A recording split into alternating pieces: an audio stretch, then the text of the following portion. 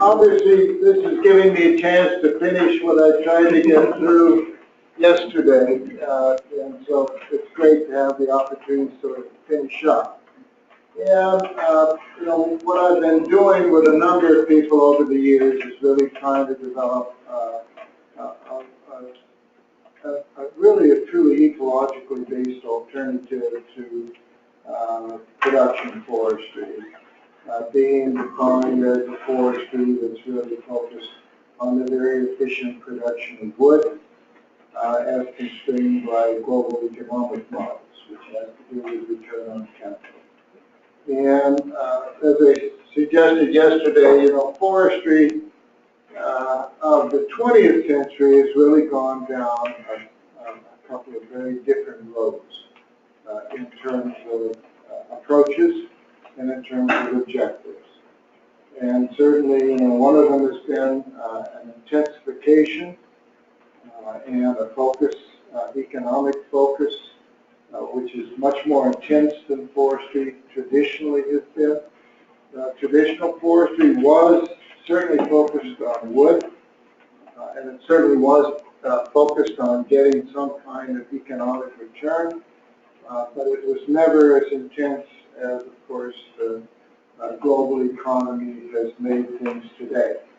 It's changed the whole nature, and certainly in terms of wood production, it has created one pathway, which is truly one that focuses on wood and on the return on investment, and is essentially ignores any other attribute of the forest system other than what society insists upon in terms of the sideboard. So these organizations that do this will generally obey the law, but that's about the only constraint they're going to put on their focus. And what Norm and I have been trying to do, along with many other people, Brian Palak, Bob Mitchell, other folks, is to develop an alternative approach to this. And to a certain extent, and Terry and I were talking about this on the way down, what we're really trying to do is make clear to people that there is an array of alternative ways to manage forest systems that really can provide for multiple benefits.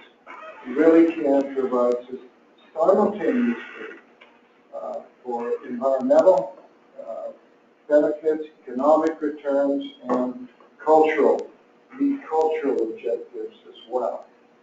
And we don't pretend that, in fact, we're going to define all aspects of that. Couldn't hope to, wouldn't want to, because this sort of approach has to evolve and develop over time. And based on our experience in the past, it's going to become richer and richer. What we do want to do is kick the door open so that people understand it truly is an alternative to either preservation or intense wood production. And further, that you have permission to pursue that. And to a certain extent, you know, we're not only trying to open people's eyes to the potential, but also provide permission for people to do this. And it's really interesting in areas of professional activity like this that we often know intuitively how to go about doing some of these things, but we really feel that we simply don't have the option of doing it. It's not permitted. It's not an acceptable kind of thing to do. So in part, that's very much what we're trying to do, is open it up so that people can take these sorts of approaches and begin to apply them in their own systems and clearly enrich these concepts. So we don't in any way suggest that we have the answers. We do have some ideas about approaches that can profitably be taken from the standpoint of the multiple objectives of society. Okay. Before I jump into chapters 4 and 5 of the book, which is really what today is going to be about, I just really want to compliment, this institution. I'm really very pleased that I came up here and I spent the time with you folks because I can trust. I'm impressed with the program that you have here. I'm impressed with the faculty that you have here. And I'm impressed with the quality of the students that's here. And I just wanted to share that with you. It seems like a far corner of the country.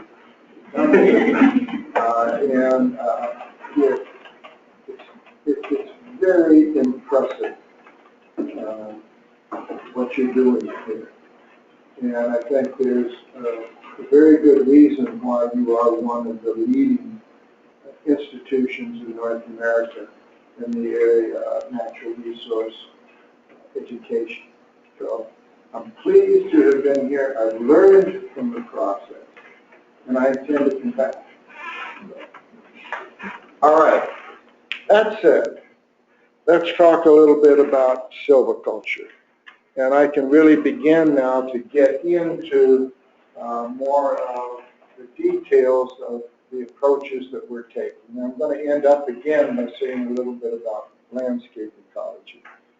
Now, by no means, do I want you to go away thinking we're going to do things exactly like nature did them. We're not. It's a different time. It's a different place. We're dealing with totally different context. We have, as human beings, objectives that we have for these natural resources, for these forests. And basically, what we are going to do is to look to the natural forest systems for models, for ideas about how we can replicate some of those incredible capabilities that nature did in terms of providing systems that provide those multiple values. And most certainly, one of the lessons we take away from nature is nature did not ever seek to optimize any single output. Nature never was trying to maximize production of wood fiber. That wasn't what it was all about. And so in order to achieve our goals, which have to do with maintaining the full array of values, we're going to have to go back and look at those natural models and utilize them in developing our own approach. And what we're going to do basically is utilize 4 principles in silviculture, and that's not a lot. Basically, these are them. The first principle, as I suggested to you yesterday, is going to be for providing continuity and structure and function, composition between generations of forest. And that's what legacies are about. That's what the biological legacies are about. And we just translate into calling that various forms of retention. And by retaining elements of the pre-harvest stand, the pre-disturbance stand, we then sustain some of those same functions, those organisms, those processes in the next generation. We carry them over. So that's the first principle, continuity between generations, not discontinuity. Second one is that we are going to use what we understand about stand development to manage established stands, direct them in ways that will provide the kinds of structural complexity that's appropriate to those systems and that we want to conserve, and that are also biologically rich. So what we want to do is actually manage stands so that when they are structurally complex, they do have a great deal of biological richness. The third principle is that we're going to do our interventions at appropriate intervals that are consistent with the structures, the processes that we're interested in. And sometimes that has to do with doing things frequently enough, as in the case of the longleaf pine forest, burning it frequently enough. In other cases, it's going to be having longer rotations between harvest cycles. And then finally, the fourth principle that we're going to be following is that we're going to plan and implement our activities at the landscape level. And that is a big change for silviculture. Silviculture's always been done at the stand level. And interestingly, the only landscape level perspective that the silviculturist was ever exposed to was the regulated forest. Having a forest property that was so structured in terms of the ages and conditions of stands that you could provide for a sustained yield, even flow of your wood product, the regulated forest. And of course, that always assumed that you could ignore things like disturbances. Somehow we would prevent those from happening. And of course, we'd also ignore markets. So it was never a really very realistic way of thinking about things. And this is a simple shorthand way of exactly saying the same four principles.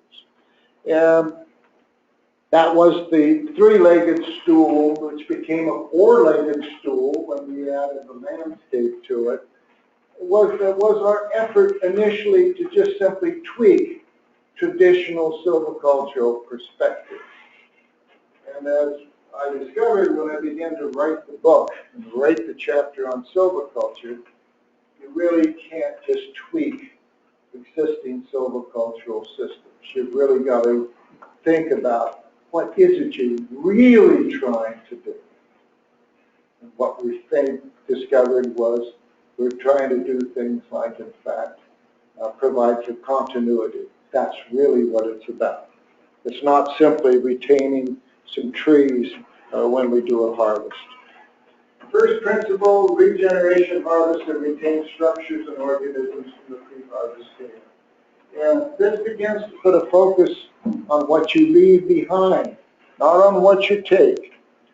And, you know, this is an interesting little diagram, and you can sort of think of the potential of harvesting as a continuum. And you can either think of it as a continuum in terms of removal or retention. And what we've been doing more or less over the years is playing the ball game at one end of that field, one end of that continuum. And overwhelmingly, we have managed stands using even-age silvicultural systems in which essentially we retain nothing. Now, we've tweaked, quote, clear cutting, unquote, so that we can say, you know, we've modified it in some way. But in reality, clear cutting, seed tree, shelter, were all systems that were designed to effectively terminate an existing stand and start over with another stand. Okay? And even shelter woods, where we left an overstory for a period of time, eventually, as soon as the regen was sufficiently established, we would come back and we would remove that overstory. In the case of seed trees, sometimes we didn't ever bother to come back. We just left it. But it wasn't intended that we would necessarily leave any structure once we had the regeneration. The other end of it was selection. And we did some selection, and probably there was more of this done here in the east, in the hardwood forest, and in the west. But we also did a lot of selection harvesting in the west in the frequent fire forests, the pine forests, when we began to harvest those. But it was, again, a very constrained kind of silviculture that didn't, for example, include any consideration of dead trees, dead wood. And it didn't seek to conserve and maintain a population of old trees. You know, you were harvesting the biggest and oldest trees in the stand and selection, harvesting just right along with other elements of that stand. Particularly if you were using sort of the classical Q approach to selection harvesting. And in fact of the matter, it is that whole center of that continuum where we have the greatest potential to integrate multiple goals. It's in that center section. And yet, we don't even have a language to describe most silvicultural practices that would retain significant elements of existing stands. So we have very limited tradition of it. The Europeans did have some systems that, in fact, were in the middle of this scale. But this mid-level of retention is probably our most profitable area for integrating environmental and economic goals. Variable retention harvesting is exactly what it says. It's extremely varied. And when I started doing it, I was doing 15% dispersed retention of strong dominant grain trees. And immediately, that was what variable retention harvesting was. Well, that's nonsense. Variable retention says, that you look at your system, and you make decisions about what it is you want to leave behind, how much you want to leave behind, and what kind of a spatial pattern you want to leave behind. And it's going to be tremendously variable, and it goes across that whole range of removal retention. So even in a selectively harvest system, you're going to be thinking in terms of retaining certain structural elements, probably in perpetuity. Although the way that variable retention has been defined, basically the concept is that it is retained through the next rotation. Okay. It's not that these elements are retained in perpetuity. They're retained essentially until the next time we come back to do regeneration harvest, at which time you'll make decisions about what you want to retain at that time. And interestingly, it was the Canadians that actually did a lot of definition. It was the people in British Columbia, and it happened because Macmillan Bloedel came along and made a decision as a corporation. They were the biggest timber corporation in Canada. And they decided that they were going to have to do something different. Their market in Europe said, if you keep doing what you're doing, quit cutting natural forests, we're not going to buy your product anymore. And the corporation had to say, do we want to give up our European market, or do we want to change what we're doing? And Macmillan Bloedel made a corporate decision, we are going to change what we're doing. We are going to phase out clear cutting. We are going to adopt variable retention harvesting. And they set out to do that in a 5-year period. And in the process of doing that, the nature law in Canada is that in order to get a permit from the government to cut the trees, they had to use a legally acceptable, scientifically defined system.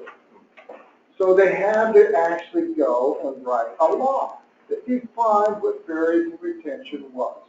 And they did a very good job of it, incidentally. But it included how long does the retention stay for the next rotation? How is it got to be distributed? It's got to be distributed so that half of the harvest unit has to be within one tree height of an aggregate or an edge.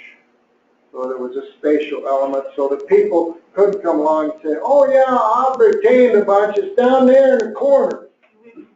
Okay, couldn't do that.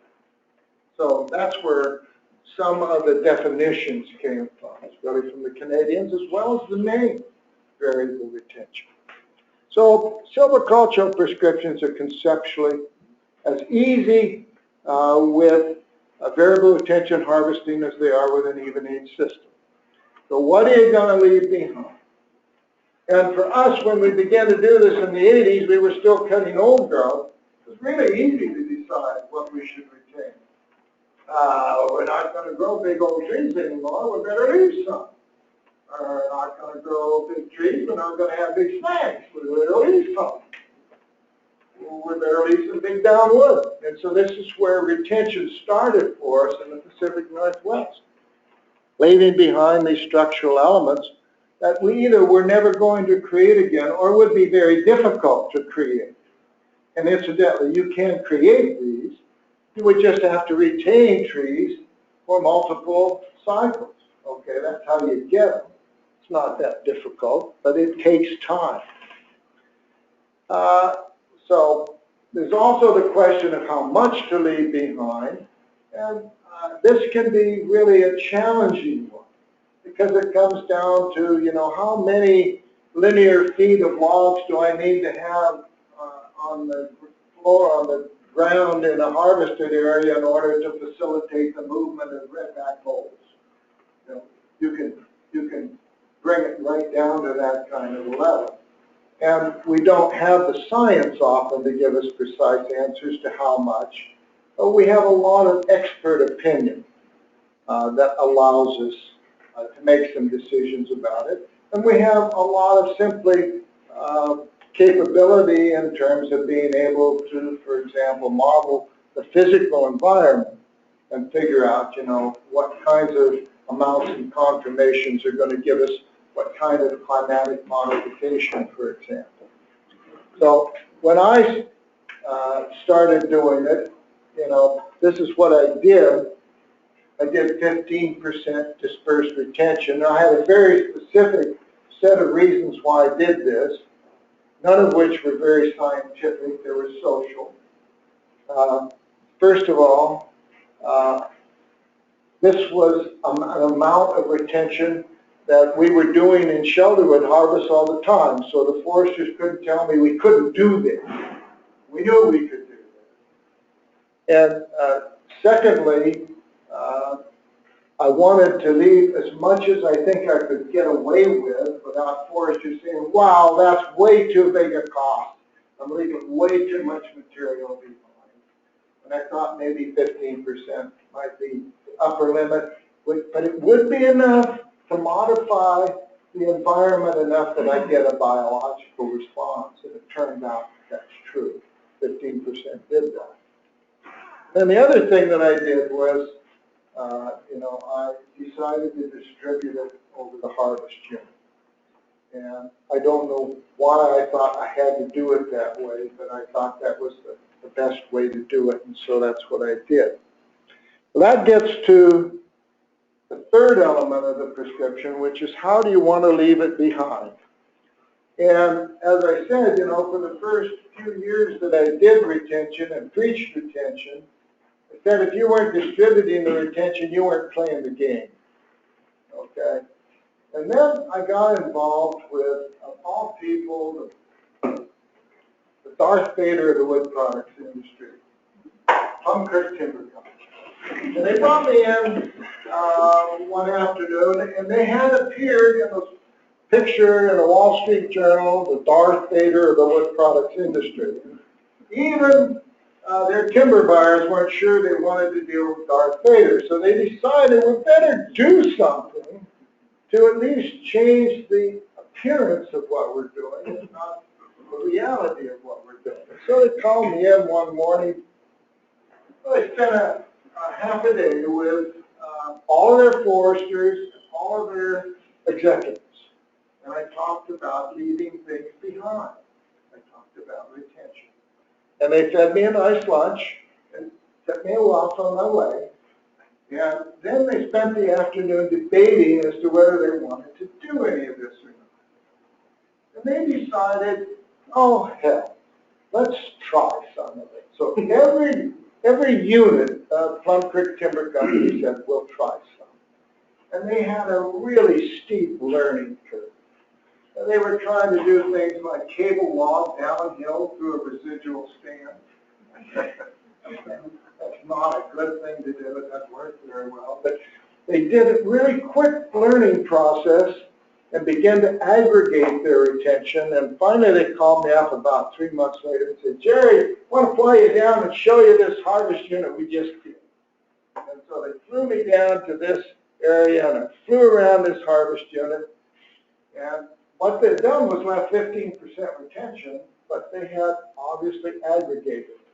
They put it in, as Dale Thornburg called it, Silvicultures of Humboldt State, snakes and blobs.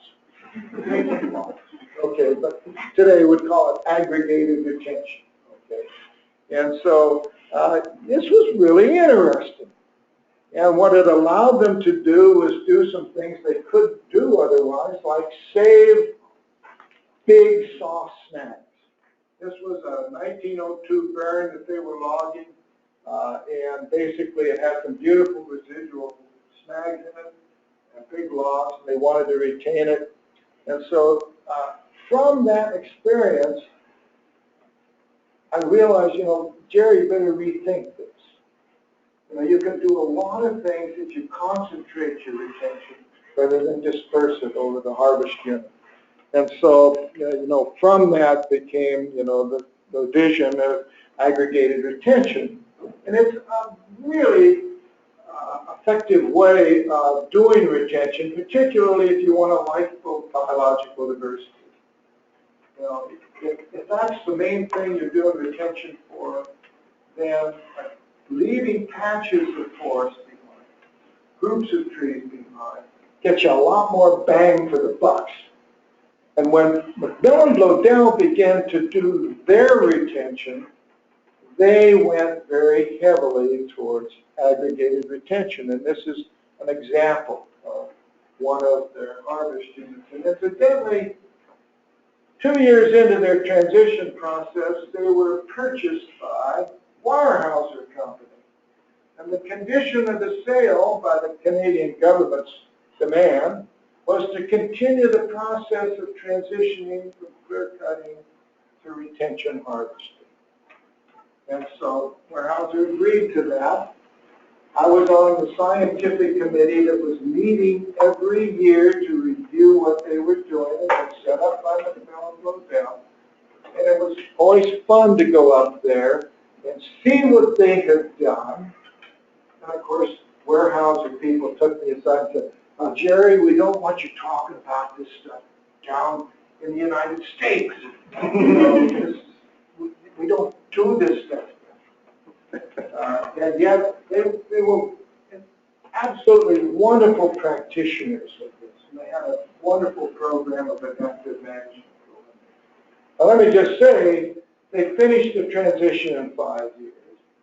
And in fact, they had set as their bar that all their harvesting would be retention harvesting, and the minimum level of retention, the target level of retention is 10%.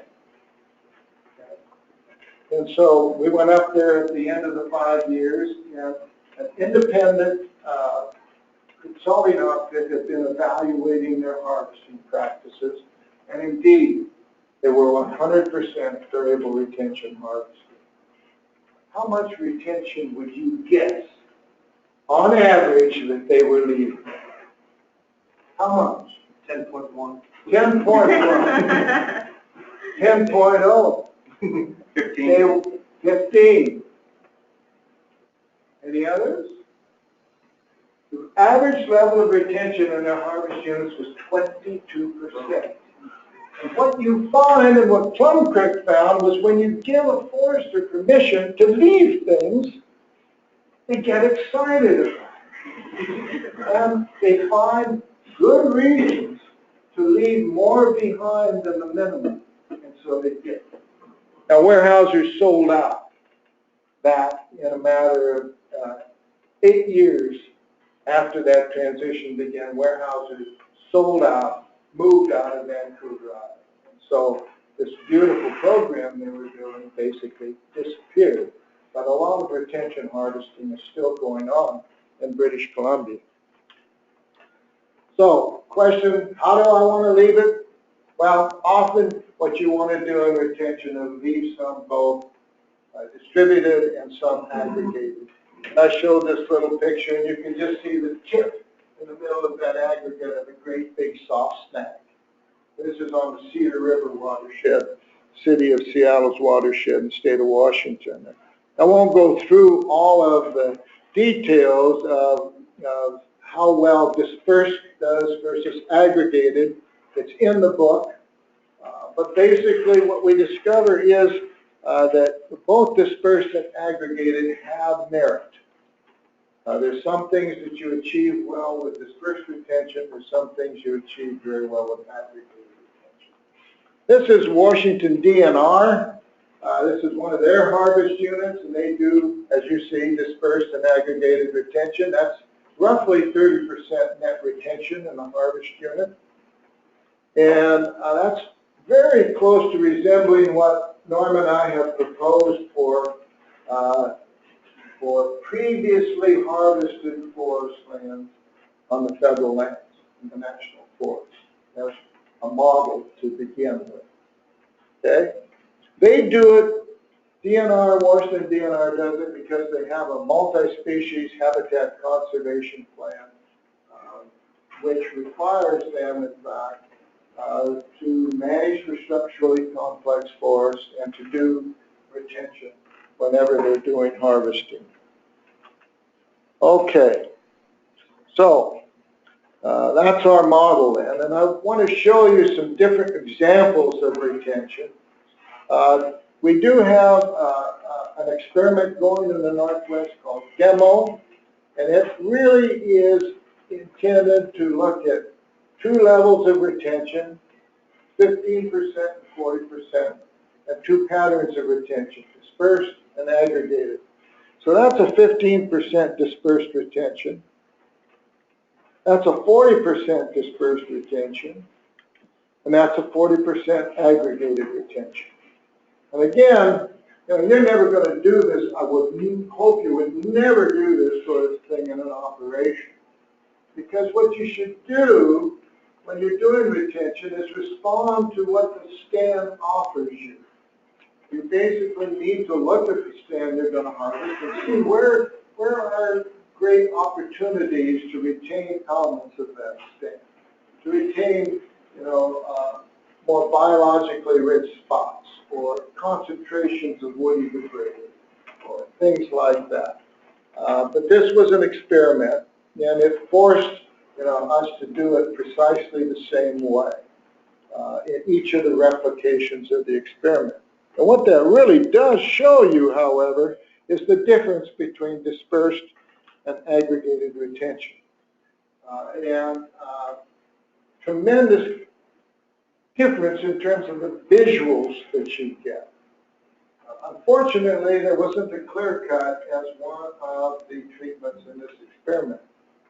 The National Forest refused to do a clear cut as part of this experiment, unless they could decide which area got treated to a clear cut. And of course, that violated random selection. Okay, so much for that. I'll show you a few more pictures if I have time to do it. But let's go on to the second principle. Restoring and maintaining stands that are structurally complex and biologically rich. And that simply has to do with working with established stands. And of course, we do this a lot these days in the Northwest. One of the things we're often interested in is we'd like to take some of our plantations and accelerate their development into structurally complex forests. We actually allow that in previously harvested forests and late successional reserves.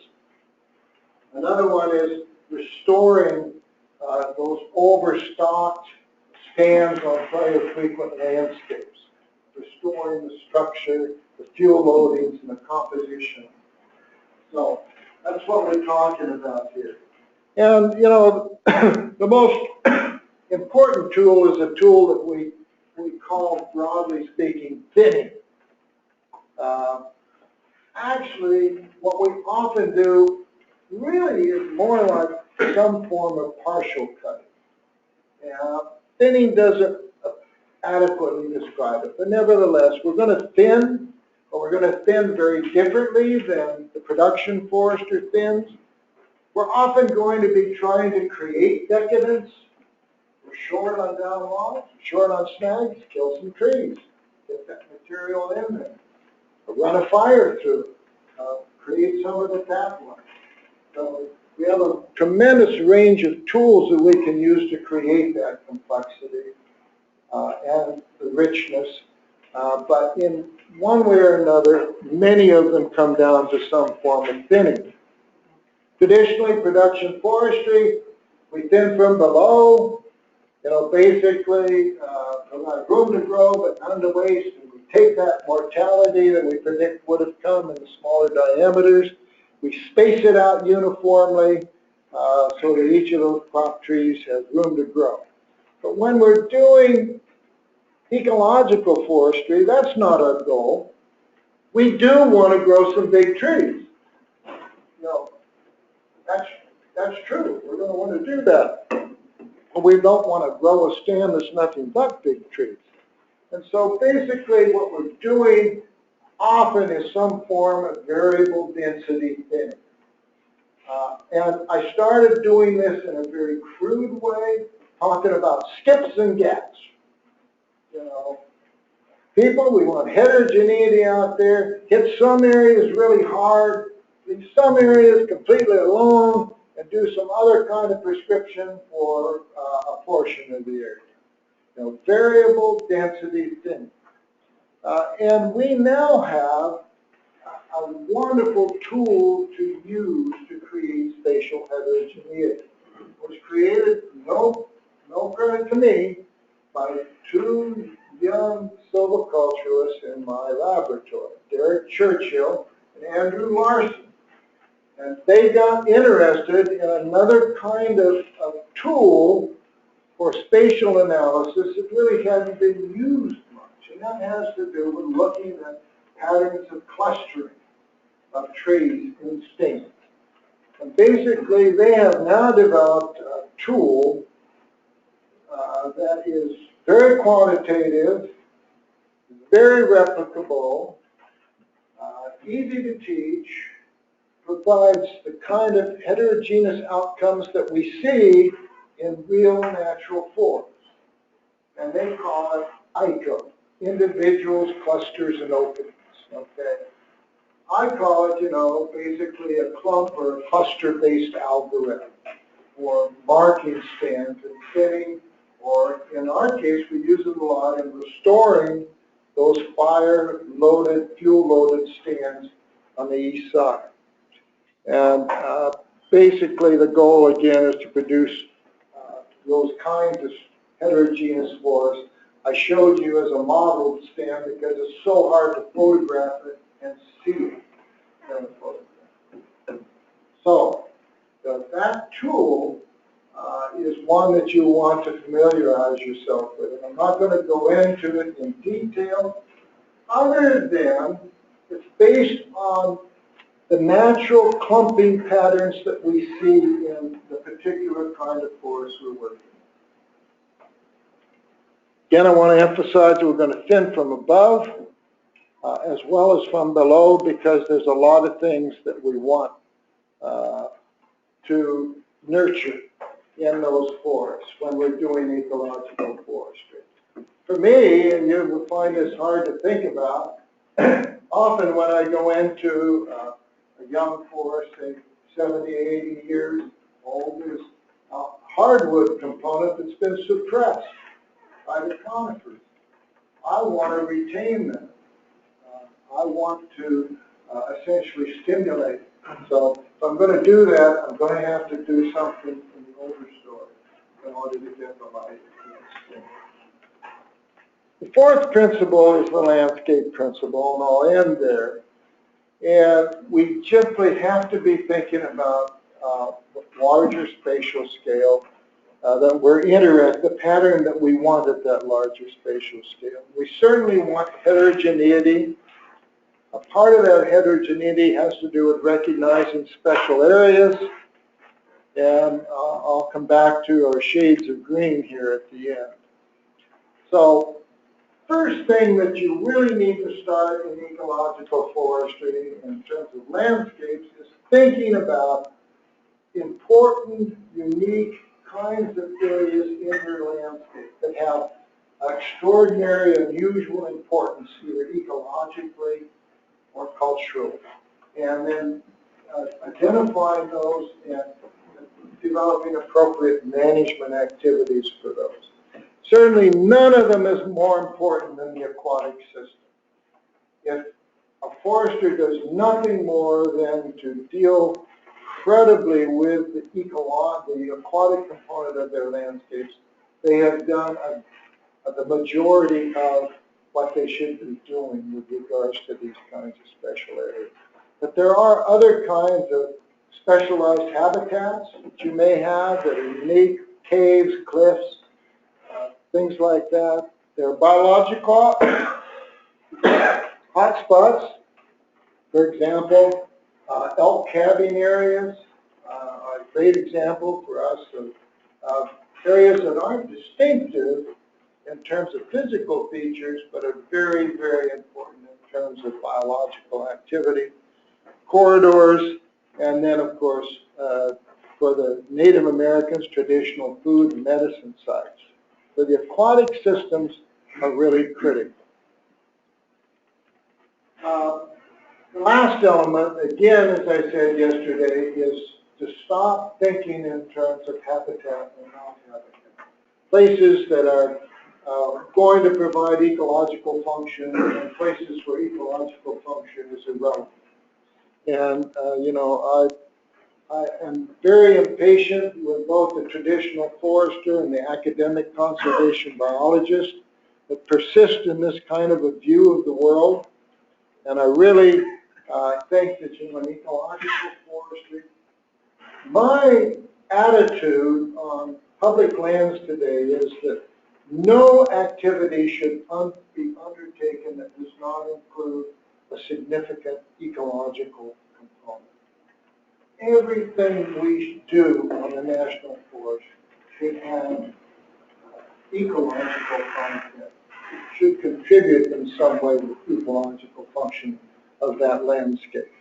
And, you know, that's what we're talking about when we're talking about a landscape that is shaded here. Basically, every patch in that landscape is contributing to habitat, to sustain biological diversity, to the functioning in terms of watershed protection, and so forth. And, you know, as I said yesterday, you know, E.O. Wilson was wrong, is wrong. We will not conserve the biodiversity of the world by depending exclusively on preserves. Preserves are fantastically important. But if that is the only place that we pay incredible attention to biological diversity, you all know we will fail. We will fail.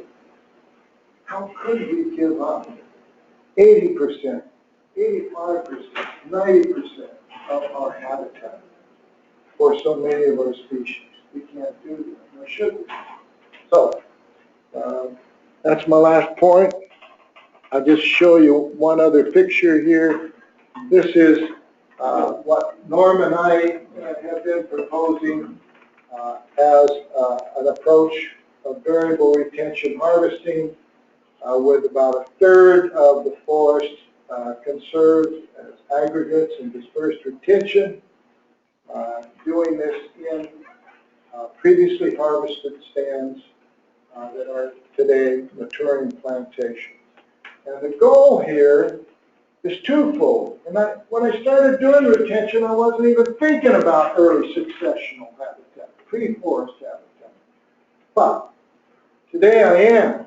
And so what I'm trying to do is suggest an approach to the federal foresters that would both sustain most forest biota and most forest processes on the harvest unit, at the same time as providing the open pre-forest habitat that's really needed by a very large component of our regional biodiversity.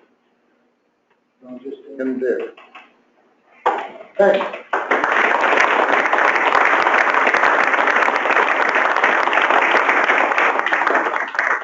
We have a couple of quick questions. Yeah. With the two patterns of retention, the aggregate versus dispersed, which one of to naturally occurring fires? That's a good question, and it might vary from forest type to forest type. Probably the dispersed retention stands up better to fire than the aggregated retention, but it's pretty easy to protect the retention if you do it in an aggregated fashion by, in fact, putting fire lines around it too. I don't know whether you're thinking about wildfire or slash burn. I'm thinking about wildfire. Well, the problem is if you actually were able to if you had a fire that was actually intense enough to burn into that aggregate, you could burn up essentially the whole patch very readily. My own general attitude on retention is that you, in the case of aggregated retention, try to keep fire out. You also don't allow cherry picking, going into it and picking out a few trees. You essentially leave it in an undisturbed condition. By doing that, of course, you leave an undisturbed soil, an undisturbed surface soil layer, understory conditions. So, other questions? In a lot of these aerial shots, I see no trace of roads whatsoever. Are they that good at restoring them? Well, Or is it access? no, we have a lot of roads. And yesterday the question was asked, of me, do these ecological forestry methods mean we need more roads? And it generally means we need fewer roads, okay? But the road system is pretty much already in place at this point in time. We are talking about larger harvest units, visited less frequently.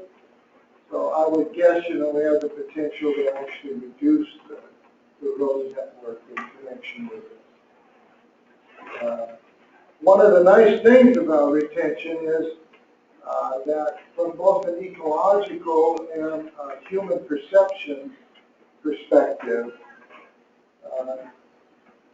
when you start retaining a lot of structure in a harvest unit, the size of the harvest unit becomes less and less relevant. So you can actually have very large harvest units, and you don't need to feel guilty, nor are you likely to be attacked for doing so, because you've so altered both the ecological behavior of that area and the visuals in that area. So, the more retention, the less relevant the size of the harvest unit. I was wondering if you could speak to how this approach helps us move towards managing for resilience. Well, basically,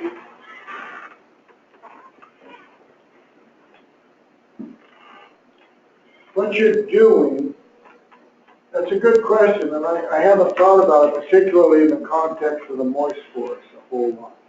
Now, in the dry forest, of course, what you're doing is restoring that forest system to a structure and a composition that's going to be very resistant and resilient to fire.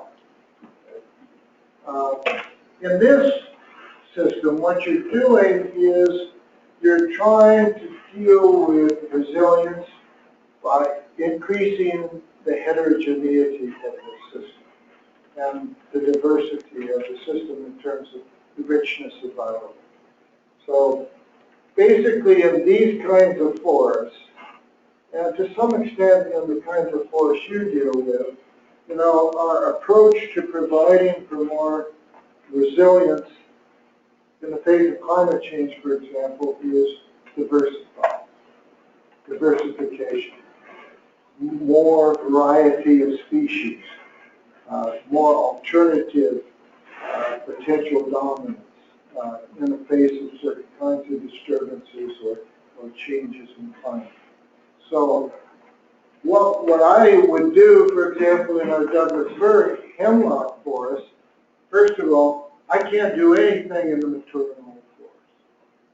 And it's really interesting that these forests, we know probably less about what climate change is going to do to them than any other forest type. Furthermore, also there's nothing we can really do to increase their resistance and resilience to fire. Because if you go into these forests and you begin to change them, you basically change their fundamental nature. They're no longer habitat for northern spotted owls. And so, but if I want to increase the resilience of these forests where they're being managed, one of the first things I'm going to do is I'm going to increase the percentage of hardwood in the forest. So we have these forests that are all evergreen conifers, for Pete's sake. And one of the first things I would recommend to somebody who wanted a more resilient managed forest include purposely a significant hardwood component in that state. And you do a whole bunch of things when you do, because those hardwoods are not going to be nearly as vulnerable to fire. So I guess I'm just following up on the whole notion of heterogeneity and diversity in terms of richness of species. Does that make sense? Sure. You guys are really lucky. You guys are really lucky here in the Northeast, in the eastern United States, eastern North America. You have forests that are really diverse, really rich. You've got a lot of species to work with. And whatever else you generally don't need to worry about the forest disappearing. It may change, certainly going to change, but it isn't going to go away. And it does this for hemlock region, I have to worry a lot. Because my forests are very simple. They're composed of very few species. They burn like fury, and I don't know what to do. Jerry, that in terms of with respect to the climate change issue and some strong concerns on the part of people in terms of the whole business of migration and the change being so rapid that certain genotypes cannot migrate fast enough, and so there's arisen this interest in assisted migration. Sure. I'm wondering if you have any thoughts about that, or is that built into your models at all on a regional level?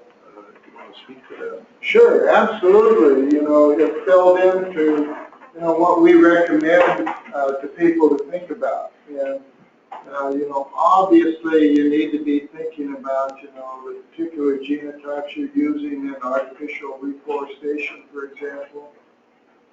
You do need to be thinking about potential replacement kinds of trees. You need to be thinking about shifts in ranges of species.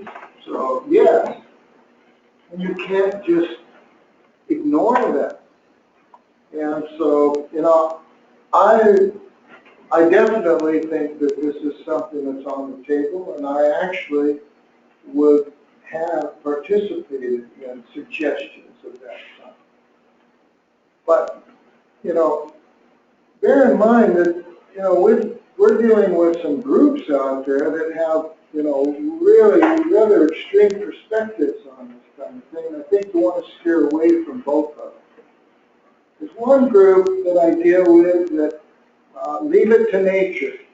Don't you do anything. You screwed it up. Let nature resolve it. Even though, of course, it completely changed the condition. And we know how to do things better. Why would we do it? But that's their position. I would prefer to see the forest burn than just have you go out and restore. So we have that group. On the other hand, we have a group of people that say nature's dead. This is the Anthropocene. Anything that man does is okay now. We've screwed it all up so we can continue to screw it all up. And we've seen some of it. And I think, we don't want to go with either of those. So those are both mindless approaches to this. And I think what we need to realize is, your young folks, your generation is going to do a lot of ecological engineering. And a lot of times you're going to begin to worry about maintaining functionality, and to hell with what species it is. I just don't want that slope, collapsing because of a lack of root strength to sustain it. So I think, you're going to have to constantly work your way through the complexity of this issue, try to make good decisions. And it will involve a lot of engineering, it will involve a lot of assisted migration, can't avoid it. So, Terry, when I take a middle ground on this, and in fact, I'd like to take some of those people out in the woods and beat them with a stick. I think those are mindless kinds of things. We need to work with nature. That's what this is all about. We need to work with nature. We need to have a collaboration between nature and mankind and stewarding of the forest, I think. And we certainly don't want to ignore nature and all the lessons that she provides. That would be stupid. Good way to end.